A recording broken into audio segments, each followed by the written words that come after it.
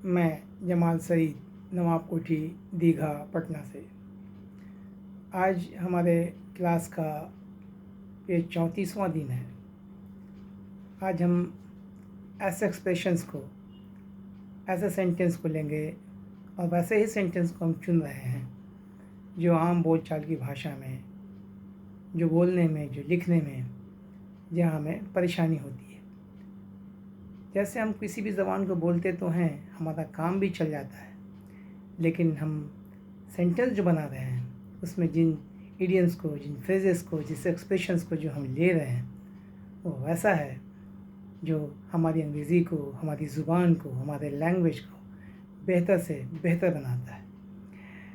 तो आइए बगैर किसी ताख़ीर के हम अपने क्लास को शुरू करते हैं। अगर हम बोलते हैं चीखते हैं तो चीखें, बोलते, मेरे इस सेंटेंस पर ध्यान दीजिए मैं क्या कहना चाह रहा हूँ। चीखते हैं तो चीखें, बोलते हैं तो बोलें, लिखते हैं तो लिखें, सोचते हैं तो सोचें, जो करना चाहें करें। ऐसे तमाम एक्सप्रेशंस को, ऐसे तमाम सेंटेंस को हम कैसे बनाते हैं, ये बड़ा आसान है। आप वैसे ही बनाते हैं जैसा कि हिंदी में आप सोचते हैं। If they want to, if he wants to, if he wants, they want।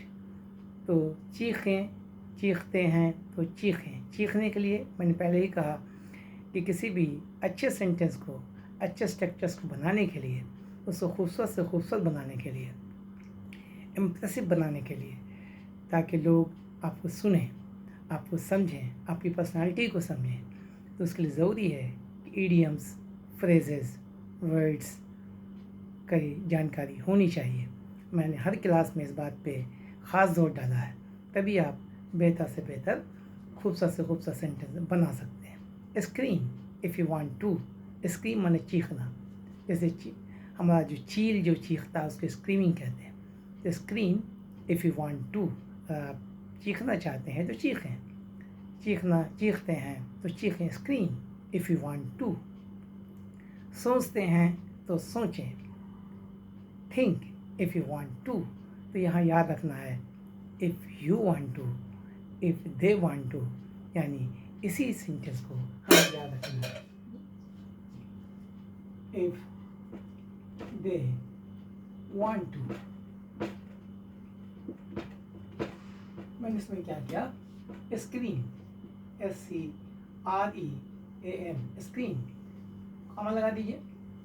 If they want to. चीखें अगर आप चीखना चाहते हैं, सोचें अगर आप सोचना चाहते हैं। Think, think if you want to. Think, सोचें अगर आप सोचना चाहते हैं। Think if you want to. चीखें, चीखते हैं तो चीखें। Scream if you want to. सोचते हैं तो सोचें। Think if you want to. इसी तरह से आप दूसरा सेंटेंस के ऊपर भी आप अपना प्रैक्टिस करें। आइए हम देखते हैं अगला एक्सप्रेशन क्या है। अगला एक्सप्रेशन कहता है आप आए नहीं आए, आप आए नहीं आए, आपको क्या। मैं क्लास में आऊँ नहीं आऊँ, आपको क्या। हम खाना बनाएं नहीं बनाएं, आपको क्या। मैंने आपको इससे क्या मतलब है। हमें ऐसा सेंटेंस, हम आए नहीं आए, आपको क्या मतलब। हम पढ़ें नहीं पढ़ें, आपको क्या लेना देना। हम शराब पिए नहीं पिए, आपको क्या लेना देना। हम सिगरेट पिए नहीं पिए, आपको इससे क्या मतलब है। हम खाना बनाएं नहीं बनाएं, आपको इससे क्या मतलब है। हम कॉलेज जाएं नहीं जाएं, आपको इससे क्या मतलब है। हम देर तक सोएं नहीं सोएं, आपको इससे क्या मतलब है। ऐसे एक्सप्रेशंस को यहाँ पे आप मालूम है कि आप कैसे बना सकते हैं, क्योंकि आप ऑलरेडी टेंस जानते हैं। टेंस के साथ तो चलिए हम एक सेंटेंस देते हैं। वेदर, गोया, इसको ये पिछले क्लास में हम बता चुके हैं कि वेदर के साथ और लगता है। ये जब हम कोरिलेटिव वर्ड्स का जब हम एक्सप्रेशन का जब सेंटेंस बना रहे थे, वहाँ पर हम सीख चुके हैं कि वेदर और, नीदर नॉर, ईदर और, लेस्ट शुड, है ना। ये सेंटेंस पे हम लोग पहले भी सेंटेंस बना चुके, समझ चुके हैं। यहाँ हमको समझना वेदर whether I come और देखिए whether है तो और लग गया, whether I come or not। अब यहाँ हमको सीखना क्या था, यहाँ हमको सीखना था आपको इससे क्या मतलब है, आपको इससे क्या मतलब है, what is to you, what is to you, यही याद रखना है। क्या याद रखना है, what is to you, what is to you, आपको क्या मतलब, आपको क्या है, तो आपको क्या, मैं आऊँ नहीं आऊँ, आपको इससे क्या, whether I come or not, what is to you, whether he comes or not, what is to you, ही है तो comes लगेगा, हम पढ़ चुके वहाँ पे पिछली क्लास में, बार बार इस चीज़ को आपको ध्यान में डालना है, हम वहाँ पढ़ चुके सब्जेक्ट वर्ब एग्रीमेंट में भी कि हम ही है तो कम्स लगेगा, दे है तो कम लगेगा, वी है तो कम लगेगा, है ना, सिंगुलर सब्जेक्ट के साथ सिंगुलर वर्ब और प्लूरल सब्जेक्ट के साथ प्लूरल वर्ब। हम इसको बार बार दोहरा रहे हैं कि हमारा पिछले क्लास पर ध्यान रखेंगे, तभी आगे क्लास आपको समझ में आ सकेगा। तो हम क्या कर रहे थे यहाँ पर पढ़ा हमने, whether I come not, what is to you, whether he comes or not, what is to you।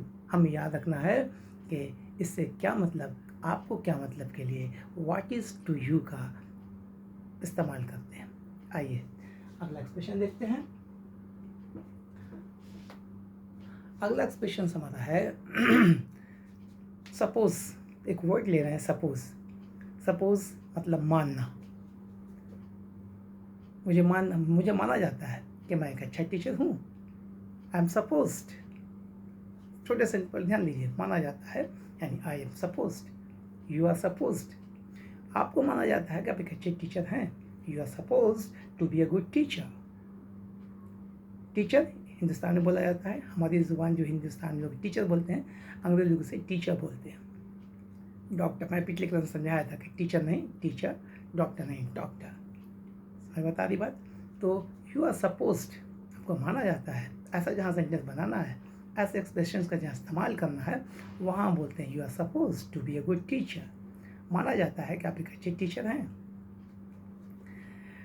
इसी तरह से हम एक सेंटेंस देते हैं, मुझे माना जाता है कि मुझे इंतज़ार करना है, मुझे कहा गया है, मैंने मुझे माना गया कि भाई तुम्ही को इंतज़ार करना, I am suppose to wait for him, उनके लिए इंतज़ार करना आपको कहा गया है, यानी यू आर सपोज्ड।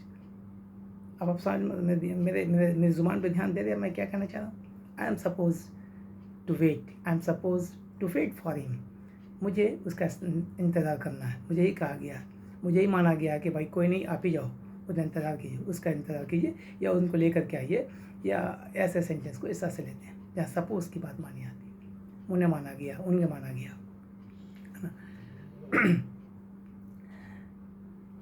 तो हमने यहाँ पे क्या किया, I am suppose to wait.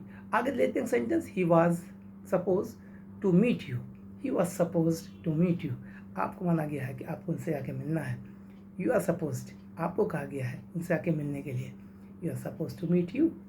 आइए हमें याद रखना है कौन सा word, you are supposed,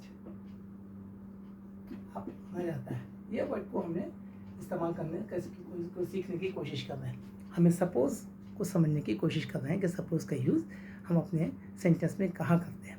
I am suppose to wait for you, you are suppose to stay here, है ना।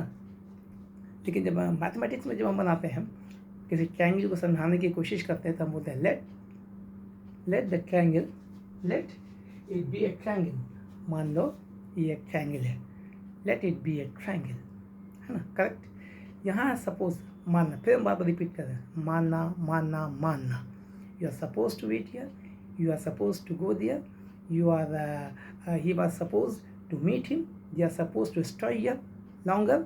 अब आगे जितना सेंटेंस में आप प्रीपोजिशन लगा कर सेंटेंस को जितना चाहे आप उसको बड़ा से बड़ा बना सकते हैं। आइए एक सेंटेंस यहाँ से ले लेते हैं, you are suppose to be there, चलिए यहाँ इसको सेंटेंस कैसे ले लेते हैं, you are suppose to be there, आपको माना जाता है कि आपको वहाँ होना है, या होना है इसलिए हमने बी का यूज़ किया, you are suppose to be there, you are supposed to be a good teacher, you are supposed to be a good teacher, माना जाता है कि आप एक अच्छे टीचर हैं, लोग कहते हैं, ऐसा माना जाता है, लोग कहते हैं कि आप एक अच्छे टीचर हैं, you are suppose to be a good teacher, correct. आज की क्लास में इतना ही, क्योंकि लोगों का कहना है कि आप सेंटेंस वीडियो थोड़ा छोटा बनाएं, शॉर्ट वीडियो हो, ज़्यादा बड़ा हो जाने से टीयरसम फील हो रहा है, मतलब बोरिंग फील हो रहा है। तो हमने अब अपने क्लास को 10 मिनट तक रखने की कोशिश की है, तो जितना समेटा जा सकता है उतनी हम समेट सकते हैं। Thank you, nice.